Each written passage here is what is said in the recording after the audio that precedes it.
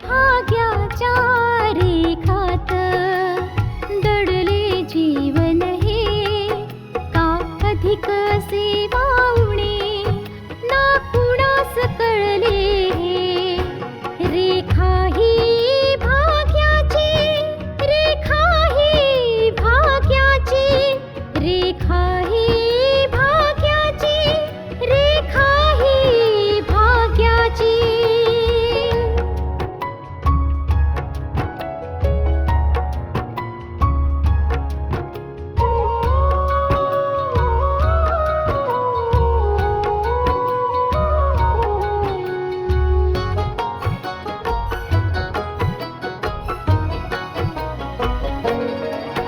कापुलाच चेहरासा दिसतोय परक्याचा,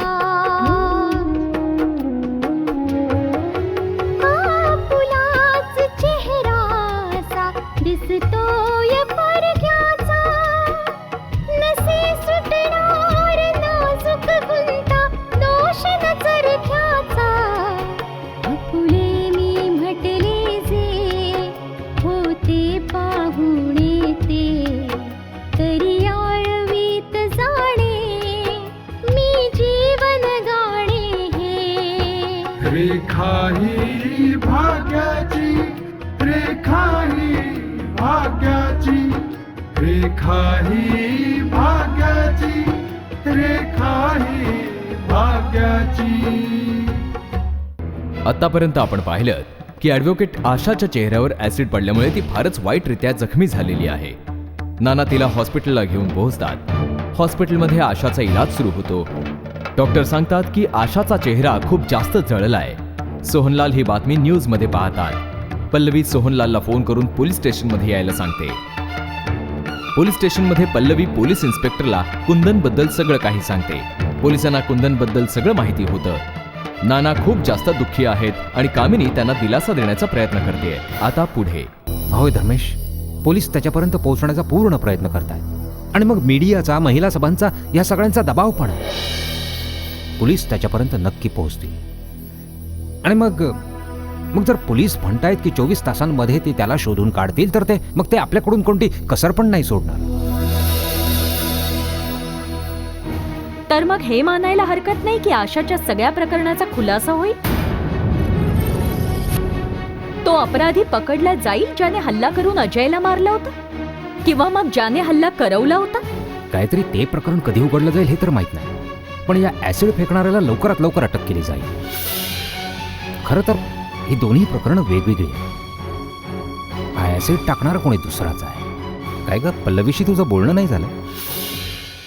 पप्पा बरोबर बोलतात मम्मी. आधी मीडियाने आशासोबत झालेल्या जुन्या घटनेला सुद्धा या घटनेशी जोडून पाहिलं होतं, पण आता फक्त ॲसिडवाल्याबद्दलच बोललं जाते. जरूर त्याच्या बाबतीत पोलिसांना पूर्ण माहिती मिळालेली.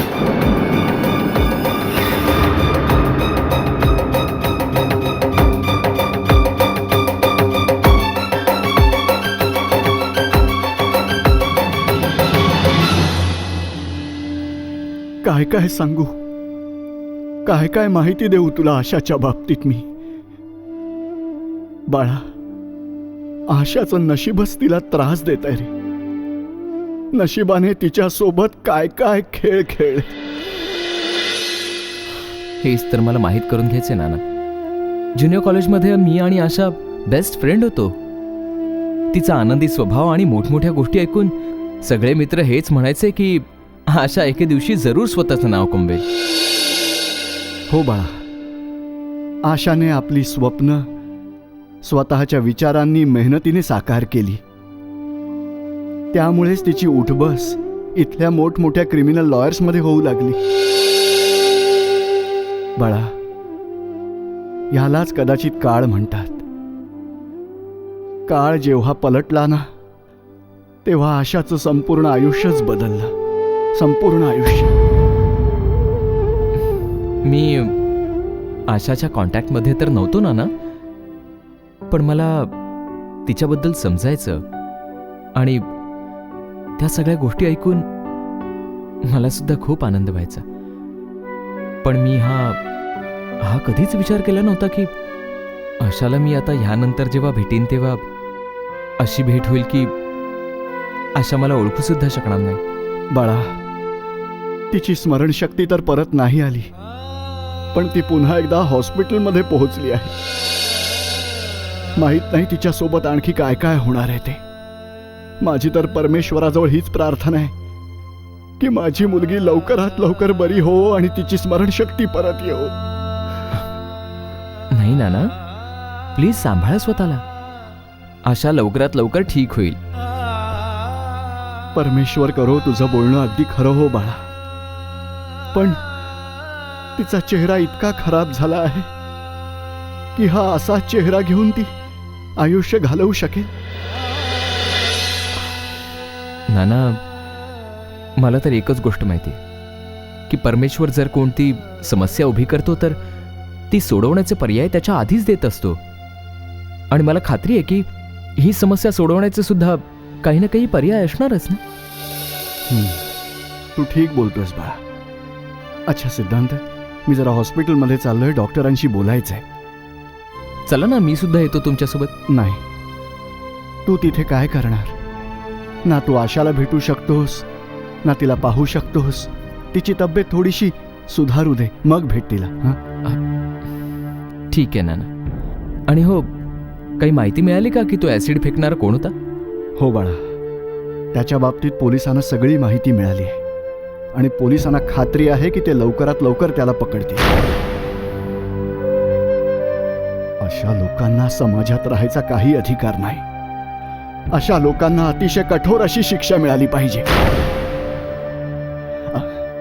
असो, मी निघतो बेटा.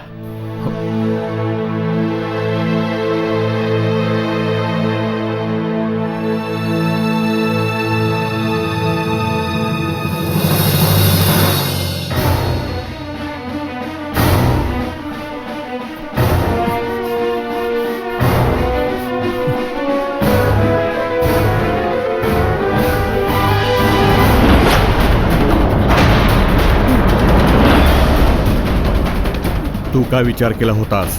शहर सोडून पळून जाण्यात यशस्वी होणार तू?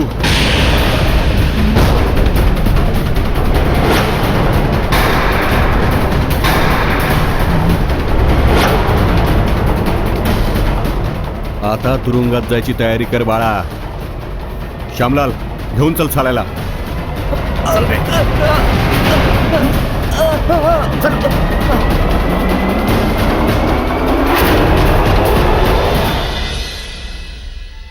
आशिष, नाना, आलात तुम्ही? हो बाळा, आशा कशी आहे रे? नाना, थोड्याच वेळापूर्वी ती शुद्धीवर आली, पण डॉक्टरांनी पुन्हा एकदा तिला इंजेक्शन दिले झोपेचं. नाना, दुखतंय खूप तिला आणि अशा जखमांमध्ये त्रास सुद्धा होतोच ना. हो बाळा. Thank you inspector, thank you so much. Nana, त्याच्याबद्दल काय माहिती मिळाली ज्याने ऍसिड टाकलं होतं? नाही, पल्लवीने पोलिसांबरोबर त्याचं स्केच पण बनवलं होतं. बाळा, पोलीस प्रयत्न करतच आहेत. बहुधा तो लवकरच पकडला जाईल. नानू, हं? नानू, पोलिसांनी त्याला पकडलंय.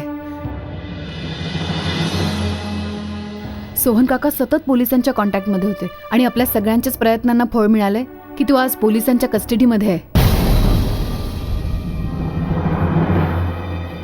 कदाचित ते हे सिद्ध करू पाहतायत की या घटनेमागे त्यांचा हात नाहीये. काय म्हणजे तुम्हा सगळ्यांना असं वाटतंय की ह्या सगळ्यामागे सोहन काकांचा हात आहे? बाळा, आम्ही काय समजायचं, काय विचार करायचा?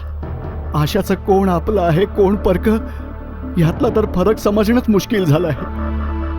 आम्ही तर बस हे सत्य समोर येण्याची वाट बघतोय की आशावर ऍसिड का फेकलं गेलं. सत्य मी तुम्हाला दोघांना सांगते. ऍक्च्युली नानू, हा हल्ला आशावर नव्हताच. काय? हे काय बोलतेस तू? हो, मी खरं बोलते. तुम्हा सगळ्यांना असं वाटतंय की आशाने घराबाहेर पाऊल ठेवलं आणि तिच्यावर हा हमला झाला आणि ह्या सगळ्या मागे सोहन काकांचा हात आहे. हो, असेलही. पण हे खरं नाहीये. तो हमला माझ्यावर होणार होता. तुझ्यावर बाळा? हो नानू, ॲक्च्युली तो ॲसिड माझ्यावरच टाकणार होता, पण मला वाचवण्याच्या प्रयत्नामध्ये आशा जखमी झाली. कोण होता तो आणि तुझ्यावर ऍसिड का फेकू पाहत होता तो? नानू, तो वेडा आहे. तो बँगलोरपासून माझा पाठलाग करत इथवर येऊन पोहोचलाय. मी पोलिसांना पण सगळं सत्य सांगितलंय, म्हणूनच तर तो आज पोलिसांच्या कस्टडीमध्ये आहे. मी तुम्हाला रिक्वेस्ट करते नानू, तुम्ही लोक प्लीज सोहन काकांना ब्लेम करू नका, कारण अशा ह्या वागण्याने मनामध्ये तिरस्कारच वाढेल, दुसरं काही नाही. जाऊ दे बाळा, हे प्रकरण तर जाऊ दे, पण आपण अजयचा मृत्यू तर विसरू शकत नाही ना.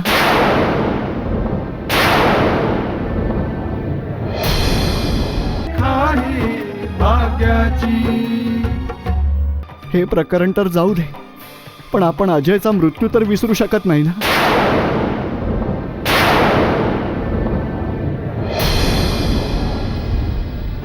तुम्ही त्यांना चुकीचं समजताय आणि ते तुम्हाला, पण सत्य तर काहीतरी वेगळंच आहे. हे दुसऱ्याचं कुणाचं तरी षडयंत्र आहे, जो तुमच्या दोघांमध्ये तिरस्कार वाढवतो.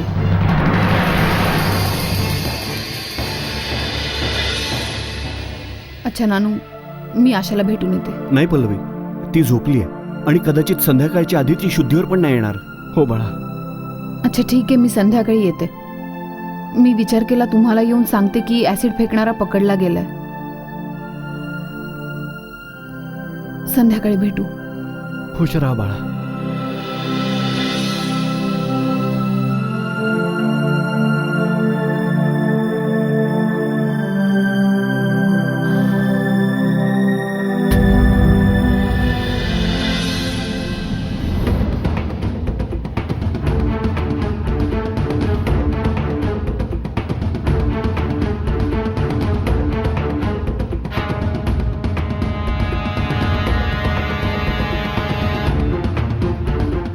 जातो.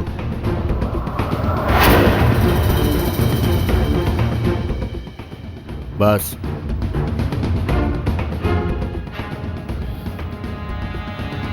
तू असं का केलंस? मी विचारतोय, तू असं का केलंस? तू आशावर ऍसिड का फेकलास? मी आशावर ऍसिड नव्हतं टाकलं, मी पल्लवीवर ऍसिड फेकलं होतं. पण तिने पल्लवीला धक्का मारला आणि ती मध्ये आली. त्याला जबाबदार मी नाहीये, तीच आहे. मी आशावर नव्हतं टाकलं ऍसिड. तुला माहितीये तू किती मोठा गुन्हा केलायस ते? हो हो, मी केलाय. पण मी जर पल्लवीवर ऍसिड फेकलं असतं तर वेगळी गोष्ट होती. पण त्या मुलीने माझं काय केलं होतं? मग पल्लवीने तुझं काय वाईट केलं? तू तिच्यावर ऍसिड का फेकणार होतास? पल्लवीवर मी प्रेम करतोय. पल्लवीवर मी खूप प्रेम करतो. तिच्याशिवाय मी अजून कोणाला सुद्धा पाहू नाही शकत. मी पल्लवीच्या प्रेमात खूप वेळा झालोय. प्रत्येक क्षणी बस पल्लवीवरच प्रेम करतो आणि कोणावर नाही. आशावर ऍसिड फेकण्याचा माझा कोणताच इरादा नव्हता. मी पल्लवीवर खूप प्रेम करतो. तुम्हाला समजत नाहीये का? मी पल्लवीवर प्रेम करतो. पल्लवीला मी खूप वर्षांपासून ओळखतो. पल्लवी आणि मी कॉलेजमध्ये सोबत होतो. ती आहे ना, ती खूप प्रेमाने माझ्याशी बोलायची. आम्ही एकत्र कॉलेजला जायचो. पण तिने ना तिरस्काराशिवाय मला कधीच काय दिलं नाही. पल्लवीचं माझ्यावर नाही, दुसऱ्याच कोणावर तरी प्रेम होतं. आणि मी हे सहन नाही करू शकत की माझी पल्लवी दुसऱ्याच कोणावर तरी प्रेम करते. नाही, पल्लवी माझी पल्लवी आहे आणि माझीच राहणार ती. कोणा दुसऱ्यावर प्रेम नाही करू शकत. तिने जेव्हा मला इन्स्पेक्टर साहेब सांगितलं की मी कोणा दुसऱ्यावरच प्रेम करते, मला ते सहन नाही झालं. हो, लोक पल्लवीच्या सुंदर दिसण्यामुळे तिच्यावर प्रेम करत होते. मग जेव्हा तिचं सौंदर्यच नाही राहणार, मग कोणीच तिच्यावर प्रेम नाही करणार.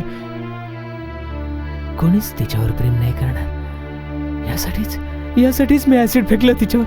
पण मी पल्लवीवर ऍसिड फेकलं. मी आशावर नव्हतं फेकलं. ती आशाच मध्ये कलमडली. मी नव्हतं फेकलं तिच्यावर. पण अजूनही मी पल्लवीला नाही सोडणार. मी आताही पल्लवीला नाही सोडणार. पल्लवीला मी नाही सोडणार. तिचं सौंदर्य मी संपेनच. नाही सोडणार. मी पल्लवीला नाही सोडणार. नाही सोडणार मी पल्लवीला. मी नाही सोडणार पल्लवीला. पल्लवीला नाही सोडणार. नाही. खाही भाग्याची. डॉक्टर साहेब, बँडेज कधीपर्यंत निघेल? हे बघा, त्याला अजून थोडा वेळ जाईल. डॉक्टर साहेब, माझ्या मुलीचा चेहरा चांगला होईल ना हो? आता हे बघा, मी हे तुम्हाला कसं समजावू. खरं तर अशा केसेसमध्ये युजली चेहरा खूप जास्त खराब होतो आणि पेशंट स्वतःलाच जास्त घाबरायला लागतो. आणि नवीन चेहऱ्याने वावरणं खूपच कठीण होतं. प्लीज डॉक्टर साहेब, प्लीज काहीतरी करा. ती ऑलरेडी एक खूप अशक्यप्राय आयुष्य जगते. हो डॉक्टर साहेब, तिच्या चेहऱ्याला तुम्हाला चांगलं करावंच लागेल. काय हवं ते करा, पण माझ्या मुलीला पहिल्यासारखं करा तुम्ही. हे बघा, अशा केसेसमध्ये ओरिजिनल फेस आणणं तर खूप मुश्किल असतं. नाही, पण तुम्ही असा धीर सोडू नका. आम्ही पूर्ण प्रयत्न करू. डॉक्टर साहेब, काहीतरी उपाय असेल, काहीतरी असा उपचार असेल ज्यामुळे माझ्या मुलीचा चेहरा आधीसारखा होईल. आहे ना, फेस रिकन्स्ट्रक्शन आहे, प्लास्टिक सर्जरी आहे, खूप गोष्टी आहेत. बरोबर, प्लास्टिक सर्जरी करून चेहरा चांगला करता येऊ शकतो. तर मग सुधारा ना डॉक्टर साहेब. मला नाही वाटत की ह्या सगळ्यामुळे माझ्या मुलीला कोणत्या समस्येला तोंड द्यावं लागेल म्हणून. हे बघा, या बाबतीत तर निर्णय तुम्हा दोघांनाच घ्यायचा आहे. डॉक्टर साहेब, यामध्ये निर्णयाचा प्रश्नच नाहीये. तुम्हाला जे करायचे ते करा. जेवढा पैसा लागेल मी लावायला तयार आहो. पण प्लीज प्लीज माझ्या मुलीला ह्यातून बाहेर काढा. मला नाही वाटत की माझ्या मुलीने एक कुरूप असं आयुष्य जगावं. प्लीज. ठीक आहे, या शहरातले सगळ्यात मोठे प्लास्टिक सर्जन आहेत डॉक्टर R.K. मेहता. मी त्यांच्याशी बोलतो, शिवाय त्यांची अपॉइंटमेंट घेण्याचाही प्रयत्न करतो. यामुळे माझी आशा पहिल्यासारखी होईल ना हो डॉक्टर साहेब? येस, पहिल्यापेक्षाही खूप जास्त सुंदर. नाना. डॉक्टर साहेब, जस्ट गेट धिस अपॉइंटमेंट. मला वाटतं की ही सर्जरी लवकरात लवकर हो. प्लीज. मी माझ्याकडून पूर्ण प्रयत्न करेन. Thank you very much. या बाबा, तुम्ही पुढे व्हा. मी आशासोबत काही वेळ थांबायचं म्हणत होते. ठीक आहे बेटा. थँक्यू. अच्छा डॉक्टर साहेब, नमस्कार. नमस्कार.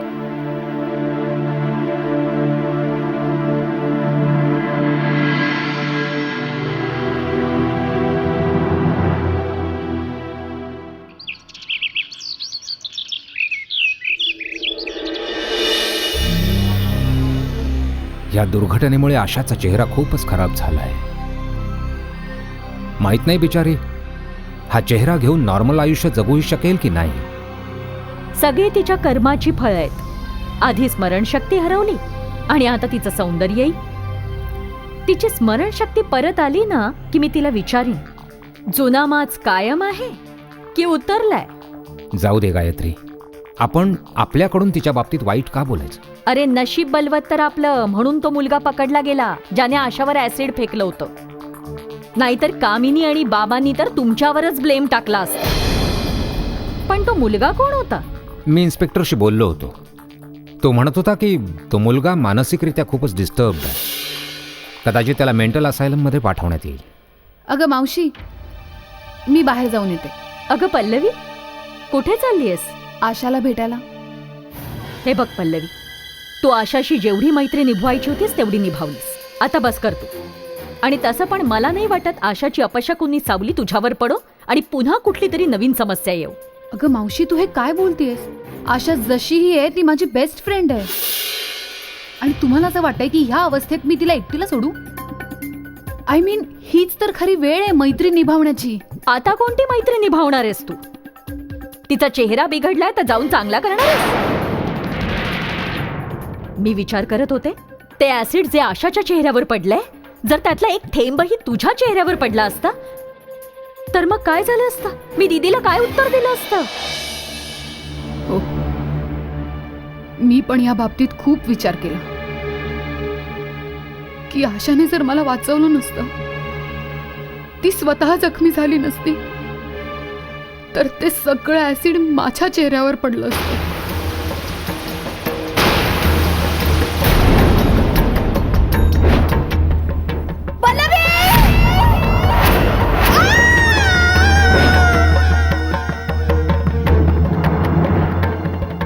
मग काय त्याला ते ऍसिड तुझ्यावर टाकायचं होतं? तो वेड आहे. तो माझा पाठलाग करत बेंगळुरूवरून इथवर आला. त्या दिवशी ते ऍसिड सुद्धा माझ्यावरच टाकणार होता, पण माझ्यावर जे संकट ओढावलं आशाने स्वतःवर घेतलं. आणि त्या पुराव्यांपर्यंत पोहोचण्यासाठी आता आपल्याकडे फक्त एकच मार्ग आहे, पल्लवी.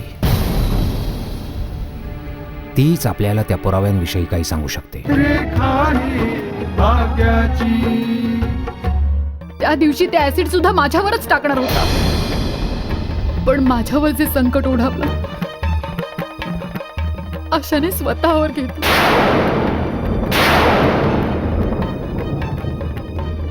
आशा तर हे विसरूनही गेली होती की आम्ही दोघी बेस्ट फ्रेंड्स आहोत. तरी पण तिने मैत्रिणी भावली. आणि तुम्हाला वाटतंय की आशाला या परिस्थितीत मी एकटी सोडू? माझ्याच्याने नाही होणार. नाही बाळा, नाही. तू कोणाच्याही सांगण्यावरून आपली नाती नाही खराब करता कामा. बाळा, मी समजू शकतो आशाशी तुझ्या नात्याचं महत्त्व तुलाच ठाऊक आहे. गायत्री, तिला जाऊ दे.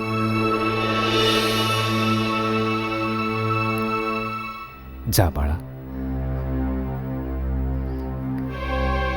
थँक्यू सोहन काका. बाय. बाय.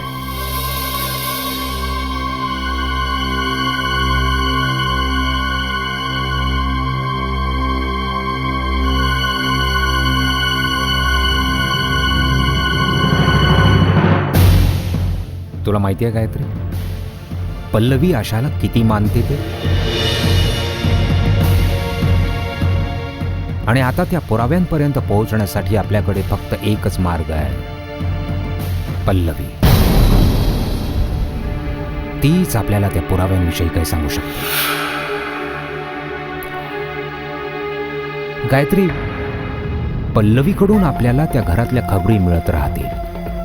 आपल्याला कळत राहील की नेमकं तिथे काय काय चालू आहे. बस तू एकांतात तिला समजावण्याचा प्रयत्न करत राहा की तिने त्या पुराव्यांविषयी माहिती काढावी.